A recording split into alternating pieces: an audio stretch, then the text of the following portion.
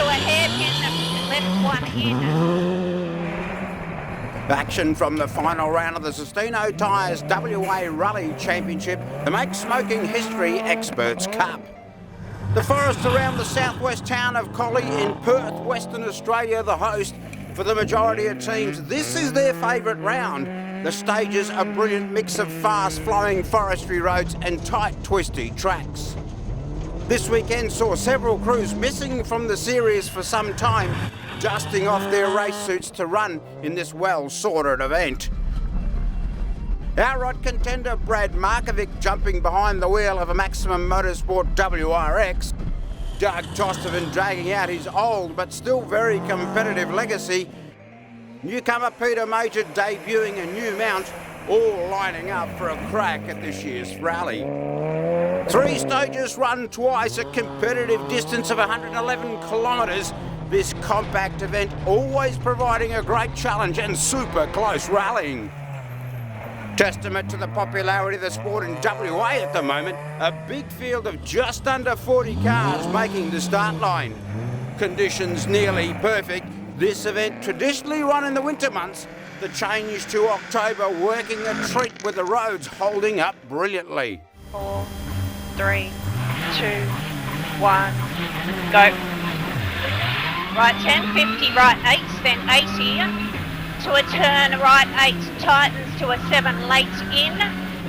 On board with the winning team, John O'Dowd and co-driver Tony Fever. The pair, having already well and truly clinched the state title 2 events ago, were in no mood to hang around. Car 1 and having to sweep the opening stages, not hampering their speed at all. O'Dowd and Fever heading into this round full of confidence and keen to get back on the dirt after missing the previous event. O'Dowd, one of the many drivers, very much enjoying these stages. Yeah, absolutely. It's good to be back down here in Collie again. The Experts Cup is one of my favourites. Went out and done recce this morning. The roads are good. They're different to previous years, but car number 1 on the road, it's going to be a bit loose, but at least we won't have to put up with any dust, I don't think. So I'm looking forward to it. You could be forgiven for thinking that they may just take a leisurely drive with very little at stake. However, the blistering pace on board their Skoda R5 told a completely different story.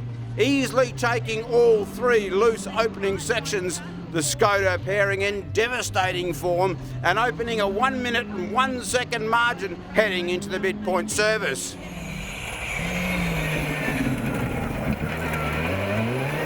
For the chasing pack, the news didn't get any better on the second run through the stages. Even more committed, the Truck Wholesale sponsored team kept the pressure firmly on, again taking on each of the sections and finishing the event with a clean sweep of wins, maximum points and a huge lead of 2 minutes and 19 seconds at rally's end.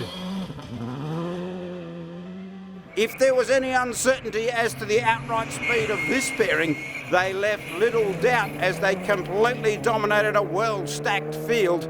A blistering display of super fast and ultra clean driving across these challenging and technical stages. Their race talk prepared Skoda running faultlessly all day. O'Dowd well pleased after an excellent day behind the wheel. Yeah, absolutely. We came out today. We didn't have anything to prove. Championships in the bank, so that was good. But it's good to come down to Collie and support the local event. You know, support the rallying we've done all year. I love coming down to Collie. Experts Cup's always a good one. 50, left 7. To make the result even sweeter, O'Dowd and co-driver Fever had made the decision to change the format of pacenotes they normally used. This event, their first rally using the new system. 200. We ran on a 1 to 6 note for so long, and then to change it to a 1 to 10. I wasn't sure how it would go, but I'm glad I did it. It's definitely going to suit me. There's a lot more pace in it, and once I get my head around it properly, it'll be better. Tony's great. She's obviously given us a hand with those notes, and she's been around for a long time, and she knows what she's doing. And look, we get on great. We have fun, and we're working well together in the car. So yeah, it's good. Left 5, don't cut. 80.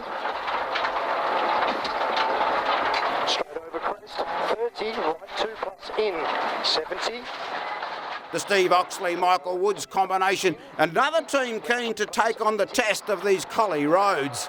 This year's stages have been extensively rerouted, adding to the challenge faced by the crews. Yeah, there's some very tricky bits in there this time. Obviously, it's a big mix-up of all the stuff we've done over the years.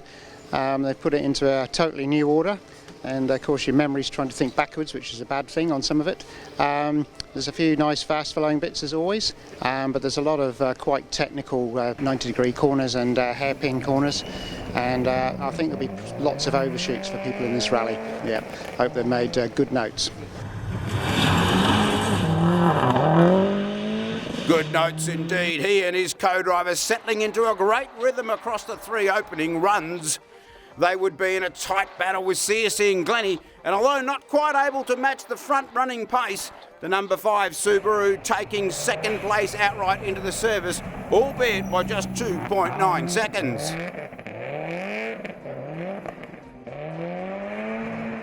Here it is. Into a turn left square. The battle continued across the repeat of the 3 stages, just seconds separating second and third places. In fact, Oxley losing the number 2 spot after SS5. However, a big push on the last stage saw him claw back 8.9 seconds to take the podium spot by just 4.3 seconds at event's end. A brilliant second outright, Steve, well pleased.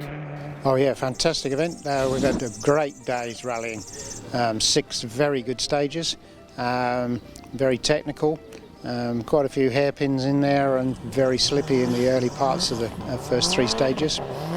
Dust was a bit of an issue for us on stage 5, but yeah, some great nice roads and some great speeds, and we really had a good day. Car went well, and Mike did a good job on the notes, and we brought it home nice and tidy, and right to the end it was a real good day out, excellent, and some great competition. Yeah. 3 left. 3 here, 150 straight 2, short 9 left. For the Swift Motorsport operation of Ben CSE, he used this event to refine his skills, enlisting the services of driver coach Steve Glennie. Glennie became available for the rally, so I thought it's a great opportunity to have him in the car and try and improve my speed and pace, and definitely already this morning out in Recce he's given me a whole pile of tips and extra info that I probably should have been doing before. Well, hopefully we'll all pan out all right on the stages this afternoon. We're sitting in second in the championship at the moment. It's going to be a tight event to finish, and to finish the year, and looking forward to getting out there and having a good crack. True to his word, he and co-driver coach Glennie out of the blocks well, a couple of second faster stage times before being held up a little of the dust on the 3rd test. Into the halfway service in 3rd, a good start to his training run, and more importantly, a solid start to his defensive 2nd spot in the championship. Short 10 right on fast crest, into 8 right tightens 7 late short. 8 tightens 7 late short here. 60, short 10 left on flat crest. The 2nd run of the stages, more good speed across the ground, a 3rd and 2nd quickest on sections 4 and 5. However, the dust would again be a problem, costing valuable seconds. That said, a fine result. 3rd outright for the event, and the runner-up spot in the championship. A superb job, first time back on the dirt. The training from co-driver Steve Glennie paying off in spades. Short flat right on ground, 300. Yeah, it went really well. I learnt a whole pile of stuff with the pace notes. I thought my notes were actually pretty good this year, but it turns out that Steve mentioned a few things in Recce, and I could see it straight away as he was mentioning them, the differences that he would make to the notes really definitely made a difference today throughout the event. And made pretty good result for you. Got to be happy with that. Yeah, we copped a fair bit of dust today. Brad Markovic had a flat tyre, and we caught up to him again. And then on another stage we caught up to him, and then another stage he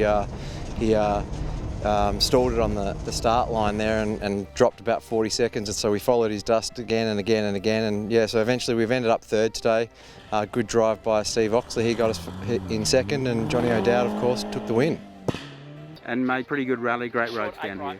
Oh, awesome. I've never done this rally as a driver first up, but I've never done it at this time of year. So to be with the warmth instead of such cold weather when it's usually in June. But the roads were still fantastic. Yeah, magnificent.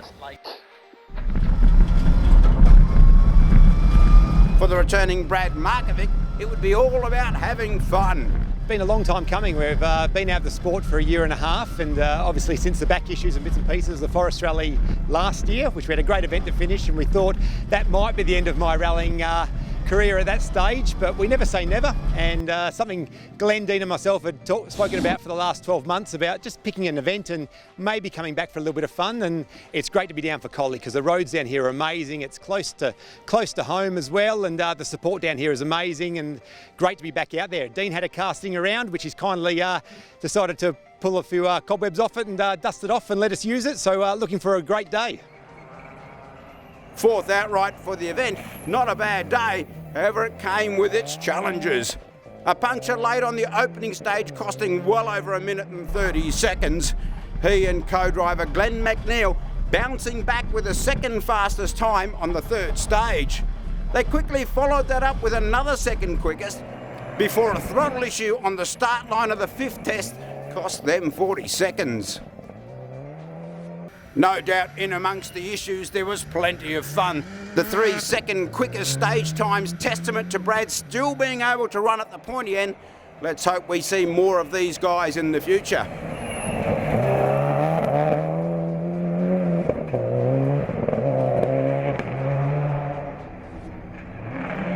A good finish to the season for the Rando Scafidi pairing. They needed to protect third place outright in the championship, and they did just that, albeit with a mix of up and down stage times. Fifth outright at Rally's End, third place in the series, a job very well done. Doug Tostovan, former state champion, another making a guest appearance. Yeah, it's great to be back behind the wheel. I hope I'm not too rusty. The old car, have had it since the late 90s, and saw it sitting in the corner of the shed looking a bit neglected, and I thought, that car and I still have unfinished business. So we dragged it out, gave it a wash, freshened up the suspension and put some new brakes and whatnot on it, and we're looking forward to getting reacquainted with it.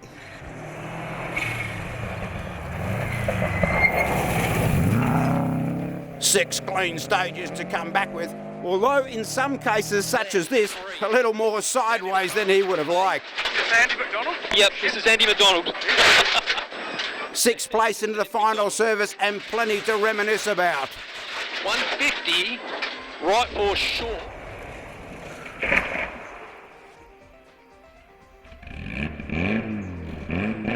Not such a good day for newcomer Peter Major. The debut of his new mount not going so well. This off on SS1 costing plenty. He'd get going again, however pulling out early after a split intercooler hose kept letting him down.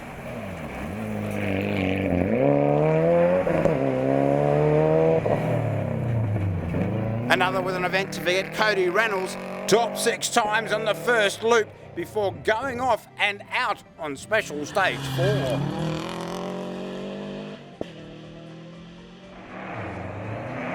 In contrast, a good event for Ben Perard with 7th outright. He's been going about the business of this Australian gravel rallying for a few years now, very much enjoying the WA roads and recently a change of machinery. I enjoy it very well. As usual, I love to come here. I love to spend my weekends here and enjoy the road of Western Australia. For a new car, I think we've been doing great. Finished 5th overall twice, so yeah, hopefully we can do this again this weekend, but it will be hard because a lot of good pilot, driver, and a lot of cars this weekend, so it will be very hard to be better than 5th. If we finish 7th or 8th, it will be really great.